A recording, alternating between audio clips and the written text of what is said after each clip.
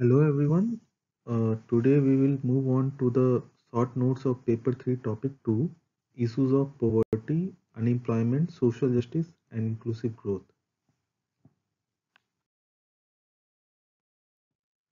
तो जो हमारा पहला टॉपिक है वो है इशू ऑफ पॉवर्टी। इसमें आप देख सकते हैं मैंने एक डायग्राम बनाया है यूएनडीपी का 3 डायमेंशन और 10 इंडिकेटर्स हैं। ये एक मल्टी डायमेंशनल पॉवर्टी इंडेक्स होता है और ये एक बहुत इंपॉर्टेंट डायग्राम है, इसको आप कहीं भी यूज कर सकते हैं।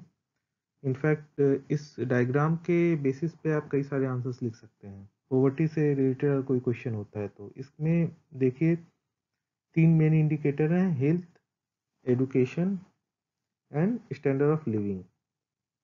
और इसका जो सब इंडिकेटर है हेल्थ का है child mortality and nutrition, education का है year of schooling and school attendance and standard of living का है sanitation, drinking water, assets, electricity, cooking fuel and housing.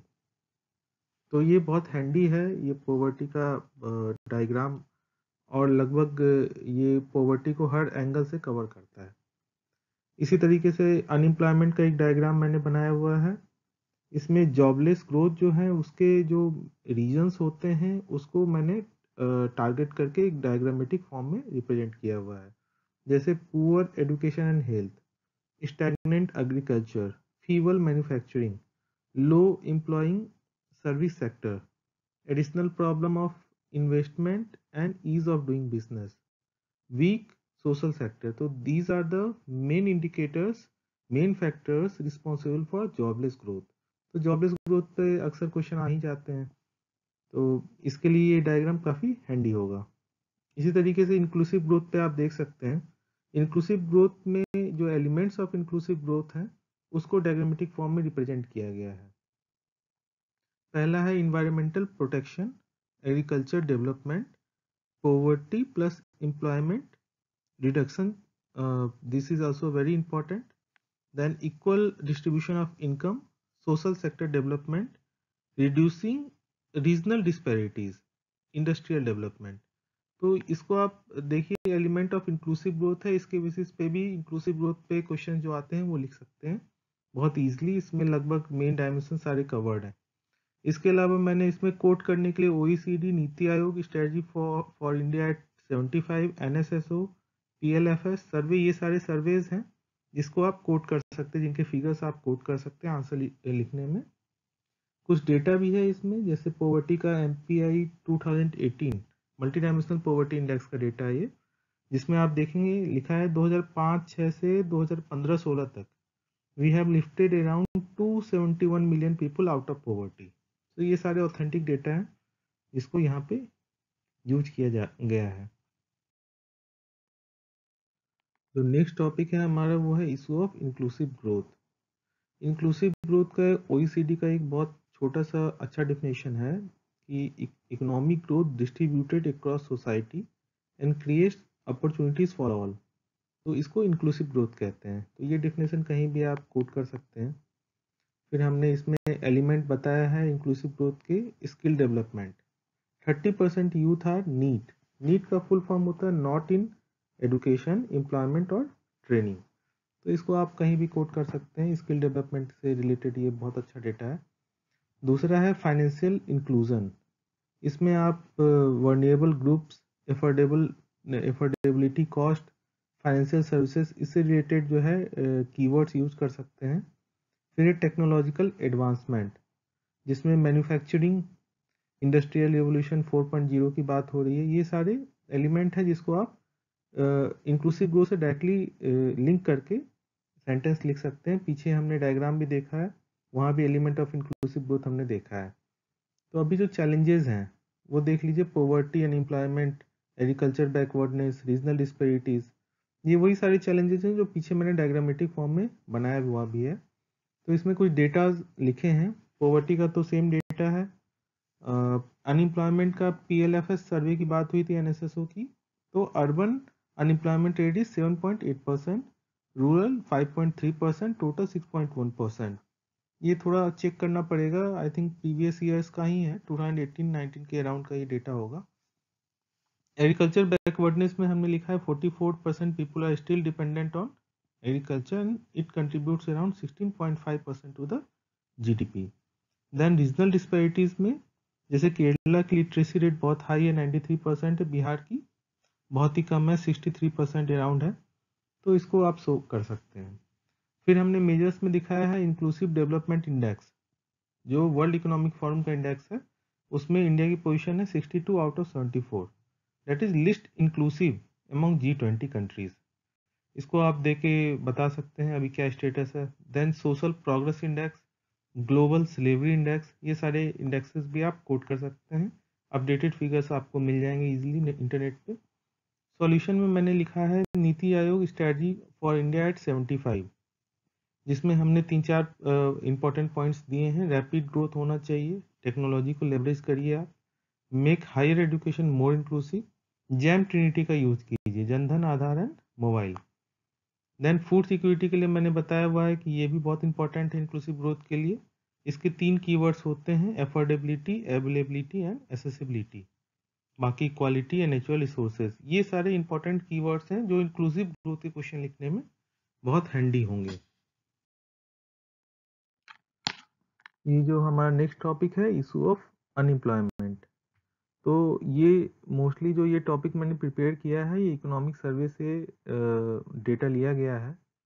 तो जैसे पहला डेटा है, an average 40-year old firm in the US generates 5 times as much more employment than Indian firms.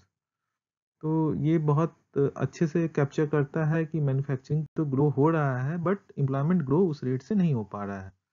तो क्या क्या incentive दिए जा सकते हैं, जैसे रीओरिएंट कर दीजिए आप PSL को। PSL होता है प्राइमरी सेक्टर लैंडिंग, तो इसको आप रीओरिएंट करिए। सनसेट क्लॉज दीजिए फॉर इंसेंटिव। सनसेट क्लॉज ये होता है कि जो भी इंसेंटिव आपको दिए जा रहे हैं, मान लीजिए टैक्स हॉलीडेज दिए जा रहे हैं, तो after some point of time they will be stop, उनको बंद करना पड़ेगा। Focus on high employment elastic sectors, कुछ सेक्टर्स हैं जो कि अच्छा एम्प्लॉयमेंट जनरेट कर सकते हैं। टेक्सटाइल सेक्टर फॉर एग्जांपल अच्छा एम्प्लॉयमेंट जनरेट कर सकता है, तो उन पर फोकस करने की बात की गई है। तो ये मैन्युफैक्चरिंग रिलेटेड है। जब हम सर्विस सेक्टर की तरफ जाते हैं, तो सर्विस सेक्टर का हाई स्पिल ओवर इफेक्ट होता है। इसका मतलब ये है कि अगर सर्विस सेक्टर ग्रो करता है, तो एक साथ कई सारे इंडस्ट्रीज ग्रो करेंगे। जैसे टूरिज्म सेक्टर है, अगर उसको बूस्ट करेंगे तो आपका food industry, hotel industry, transport, ये सारा बूस्ट होगा। तो इस तरह से इन पे फोकस करने का मल्टीपल इफेक्ट है। इसी तरीके से आप स्कीम देख सकते हैं, स्फूर्ति और एस्पायर, ये 2 मेन स्कीम है जो मैंने लिखा है। इसके अलावा भी कई सारे स्कीम्स हैं जो आप लिख सकते हैं। स्फूर्ति का फुल फॉर्म होता है scheme of fund for upgradation regeneration of traditional industries. कुटीर उद्योग या ट्रेडिशनल इंडस्ट्रीज जो होते हैं, उनको फंडिंग करिए, उनको अपग्रेड करिए, तो एम्प्लॉयमेंट बढ़ेगा। इसी तरह से एक्सपायर स्कीम है, जिसका फुल फॉर्म है scheme for promotion of innovation in rural industry, entrepreneurship, skill in agro rural industry. तो ये 2 मेजर स्कीम है जो मैंने लिखे हैं। इसके अलावा आप देख सकते हैं NSSO का PLFS का सर्वे है, जिसमें इंडिया का लेबर फोर्स पार्टिसिपेशन रेट जो है वो 53% है। 80% है मेल्स के लिए, 25% है फीमेल्स के लिए। इस तरीके से नेक्स्ट डेटा है, only 2.3% of work force had formal sector training in India. तो ये बहुत ही कम है कि जो वर्क फोर्स है हमारा वो फॉर्मली ट्रेन नहीं है। तो this is also a major cause for unemployment. इसके बाद जो नेक्स्ट डेटा है, ये डेमोग्राफिक डिविडेंड का डेटा है। 65% of India population is under age of 35। Similarly India का लेबर ब्यूरो का डेटा है, ये कहता है fewer than 2 million jobs created annually, working age population in the same time grew by 16 million every year. तो 16 million से हर साल working age population बढ़ रहा है, पर 2 मिलियन ही जॉब क्रिएट हो पा रही है। तो इससे अनएम्प्लॉयमेंट तो क्रिएट होगा ही। तो ये शोकेस करने के लिए बहुत अच्छा डेटा है। और एक मैंने लिखा है नेशनल एम्प्लॉयमेंट पॉलिसी बनाना चाहिए, बिकॉज अनएम्प्लॉयमेंट जो है वो एक बहुत बड़ा ओवर आर्किंग टॉपिक है, जिसके अंदर मैन्युफैक्चरिंग आ जाता है, सर्विस आ जाता है, एग्रीकल्चर आ जाता है। तो आपको ओवरऑल एक पर्सपेक्टिव में देखते हुए एक पॉलिसी बनाने की जरूरत है, ये बताया गया है। इस स्लाइड में हमारे पास कुछ फैक्ट्स एंड कीवर्ड्स हैं। डेटा मोस्टली वही है, पुराने वाले ही हैं, एक जगह बस करके लिखा गया है। जैसे पोवर्टी का MPI का डेटा है वही है, lifted 271 million people out of poverty between 2005-6 to 2015-16। अच्छा, ये जो डेटाज हैं ये कोई भी मीडियम, हिंदी मीडियम हो या इंग्लिश मीडियम हो, दोनों यूज कर सकते हैं, क्योंकि डेटा में तो ऐसा कुछ लिंग्विस्टिक बैरियर होता नहीं है। एसोचैम का एक डेटा है जो मैंने अलग लिखा है, इसमें 5 million job lost in the high growth year, मतलब जिन ईयर्स में बिटवीन 2005 टू 2015 जिनको हाई ग्रोथ ईयर कहा जाता है, इकोनॉमिक ग्रोथ रेट काफ़ी अच्छी रही, उसमें 5 मिलियन जॉब लॉस्ट हो गए, ये एसोचैम कहता है। ये सारे कीवर्ड्स हैं, इसको आप हिंदी में करके यूज कर सकते हैं। जैसे ये मोस्टली यूज होते हैं वे फॉरवर्ड और कंक्लूजन लिखने में। जैसे रैपिड ग्रोथ होना चाहिए, टेक्नोलॉजी को लेवरेज कर लीजिए आप, make higher education inclusive, JAM trinity का यूज कीजिए, फूड सिक्योरिटी के लिए एसेसिबिलिटी, अवेलेबिलिटी एंड अफोर्डेबिलिटी चाहिए हमें, sector having high spill over effects, उनको प्रमोट करिए। तो ये मोस्टली रिपीटेड हैं, बट ये काफ़ी हैंडी हैं, कीवर्ड्स भी और डेटाज भी, जिसको आप डायरेक्टली यूज कर सकते हैं क्वेश्चंस में।